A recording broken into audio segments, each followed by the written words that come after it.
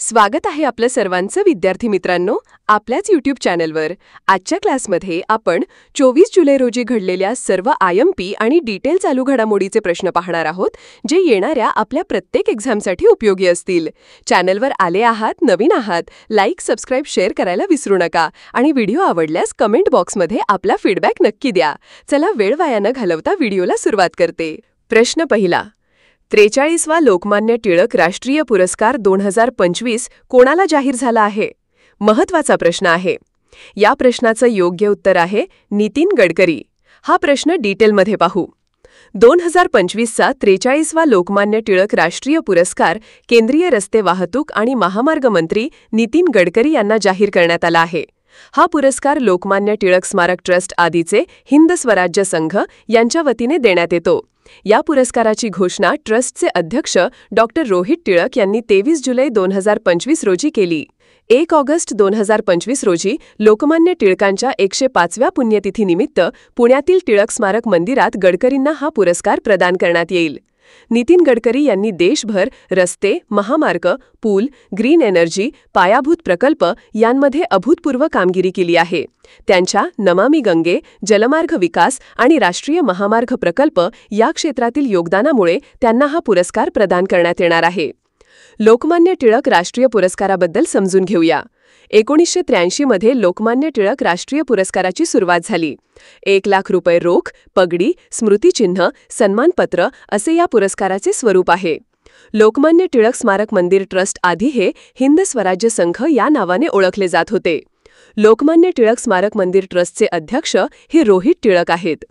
पहिला लोकमान्य टिळक पुरस्कार हा SM जोशी यांना प्रदान करण्यात आला होता। 2021चा पुरस्कार हा सायरस पुनावाला यांना प्रदान करण्यात आला। 2022चा 40वा पुरस्कार हा टेसी थॉमस यांना प्रदान करण्यात आला। 2023चा 41वा पुरस्कार हा नरेंद्र मोदी यांना प्रदान करण्यात आला। 2024चा 42वा पुरस्कार हा सुधा मूर्ती यांना प्रदान करण्यात आला आणि 2025चा 43वा लोकमान्य टिळक पुरस्कार हा नितीन गडकरी यांना प्रदान करण्यात येणार आहे। ओके, पुढचा प्रश्न पाहू। प्रश्न दुसरा, महाराष्ट्रातील कोणत्या ग्रामपंचायतीचे नाव बदलून किल्ले रायगड ग्रामपंचायत असे करण्यात आले आहे? या प्रश्नाचं योग्य उत्तर आहे छत्री निजामपूर ग्रामपंचायत। हा प्रश्न डिटेलमध्ये समजून घेऊ। रायगड जिल्ह्यातील मुरुड तालुक्यातील छत्री निजामपूर ग्रामपंचायत याचे नाव बदलून आता किल्ले रायगड ग्रुप ग्रामपंचायत असे करण्यात आले आहे। आमदार गोपीचंद पडळकर यांनी यासाठी विधानसभेत मागणी केली होती। त्यानंतर ग्रामविकास मंत्री जयकुमार गोरे यांनी जुलै 2025 मध्ये याची अधिकृत घोषणा केली। छत्री निजामपूर ग्रुप ग्रामपंचायतीमध्ये 3 महसुली गावांचा समावेश होता: छत्री निजामपूर, वाघेरी आणि रायगडवाडी। या 3ही गावांच्या ग्रामस्थांनी एकमताने किल्ले रायगड ग्रुप ग्रामपंचायत या नावावर निर्णय घेतला आहे। आता छत्री निजामपूर ग्रुप ग्रामपंचायत हे किल्ले रायगड ग्रुप ग्रामपंचायत म्हणून ओळखली जाणार आहे। ओके, प्रश्न तिसरा, कोणत्या भारतीय मोबाईल ॲपला जिनिव्हा, स्वित्झर्लंड येथे WSI चॅम्पियन अवॉर्ड 2025 ने सन्मानित करण्यात आले आहे? या प्रश्नाचं योग्य उत्तर असणार आहे मेरी पंचायत ॲप। स्पष्टीकरण समजून घेऊ। मेरी पंचायत हे ॲप पंचायत राज मंत्रालय व NIC यांनी विकसित केले असून हे ॲप ग्रामपंचायतीच्या योजना, निधी व कामकाजाची माहिती डिजिटल स्वरूपात नागरिकांना उपलब्ध करून देते। याला WSI म्हणजे world summit on the information सोसायटीमध्ये कल्चरल डायव्हर्सिटी अँड आयडेंटिटी या श्रेणी 2025चा चॅम्पियन अवॉर्ड मिळाला। हा पुरस्कार जुलै 2025 दरम्यान जिनेव्हा, स्वित्झर्लंड येथे आयोजित एका कार्यक्रमात प्रदान करण्यात आला। भारत सरकारच्या वतीने वरिष्ठ प्रतिनिधींनी दिल्लीत हा पुरस्कार औपचारिकरित्या स्वीकारला। मेरी पंचायत ॲप हे 2.65 लाख ग्रामपंचायतींसाठी उपयुक्त ठरत असून 12 पेक्षा अधिक भारतीय भाषांमध्ये माहिती उपलब्ध करून देतो। ओके, पुढचा प्रश्न पाहू। प्रश्न चौथा, राष्ट्रीय प्रसारण दिन कधी साजरा केला जातो? योग्य उत्तर आहे 23 जुलै। डिटेलमध्ये समजून घेऊ। राष्ट्रीय प्रसारण दिन दरवर्षी 23 जुलै रोजी साजरा केला जातो कारण 1927 मध्ये याच दिवशी मुंबई येथून इंडियन ब्रॉडकास्टिंग कंपनीने भारतातील पहिले रेडिओ प्रसारण केले होते। या घटनेच्या स्मरणार्थ 23 जुलै हा दिवस राष्ट्रीय प्रसारण दिन म्हणून साजरा केला जातो। भारतामध्ये रेडिओ युगाची सुरुवात याच प्रसारणापासून झाली। 1936 मध्ये इंडियन स्टेट ब्रॉडकास्टिंग सर्व्हिसचे नाव बदलून ऑल इंडिया रेडिओ म्हणजे AIR असे ठेवण्यात आले. AIRचे बोधवाक्य आहे बहुजन हिताय, बहुजन सुखाय, म्हणजेच सर्वसामान्य जनतेच्या कल्याणासाठी आणि सुखासाठी. AIRचे मूळ नाव होते Indian state broadcasting service. Okay, नंतरचा प्रश्न आहे प्रश्न 5.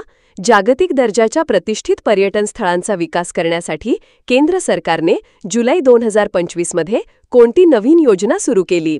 या प्रश्नाचे योग्य उत्तर आहे सासी योजना. स्पष्टीकरण समजून घेऊ. सासी म्हणजे special assistance to states for capital investment. ही योजना केंद्र सरकारने जुलै 2025 मध्ये सुरू केली. या योजनेअंतर्गत एक नवीन उपघटक आणण्यात आला आहे, ज्याचा उद्देश भारतातील प्रतिष्ठित पर्यटन स्थळांचा जागतिक दर्जावर विकास करणे आहे. ही योजना केंद्रीय पर्यटन मंत्रालयाद्वारे सुरू करण्यात आली असून या योजनेअंतर्गत राज्य सरकारांना व्याजमुक्त आर्थिक सहाय्य दिले जाते, जे 31 मार्च 2026 पूर्वी खर्च करणे बंधनकारक आहे. त्या अंतर्गत पायाभूत सुविधा, पर्यटकांसाठी अनुभव सुधारणा, डिजिटल प्रचार आणि निसर्गस्नेही उपायांवर भर दिला जातो. ओके, नंतरचा प्रश्न आहे प्रश्न 6.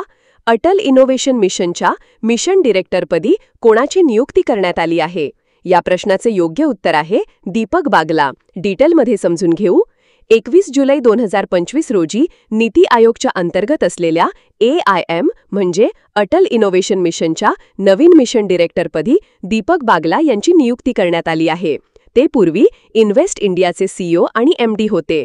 नीती आयोगाने AIMची सुरुवात 2016 पासून केली होती, ज्याचा उद्देश देशात नवोन्मेष, स्टार्टअप्स आणि उद्योजकतेला चालना देणे हा आहे. ओके, प्रश्न 7.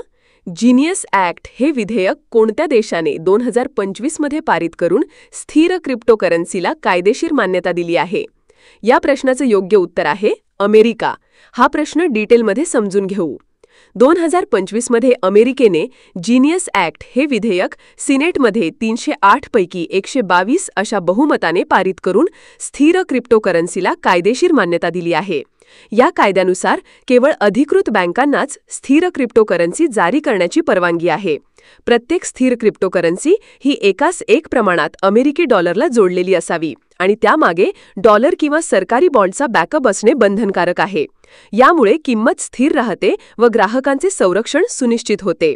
हा अमेरिकेतील स्थिर क्रिप्टोकरन्सी संदर्भातील पहिला राष्ट्रीय कायदा ठरतो. ओके, प्रश्न 8. जुलै 2025 मध्ये IIT कानपूरच्या एका टीमने सुमारे 2000 वर्षांपूर्वीचा बौद्ध स्तूप व संरचनात्मक अवशेष कोणत्या राज्यात शोधले? योग्य उत्तर आहे हरियाणा. स्पष्टीकरण पाहू. जुलै 2025 मध्ये IIT कानपूरच्या संशोधक टीमने हरियाणा राज्यातील यमुनानगर जिल्ह्यात सुमारे 2000 वर्षांपूर्वीचा बौद्ध स्तूप व संरचनात्मक अवशेष शोधून काढले. या शोधासाठी GPR या आधुनिक भूमिगत संरक्षण तंत्रज्ञानाचा वापर करण्यात आला होता. ही संरचना 6-7 फूट खोल मातीखाली गाडलेली होती.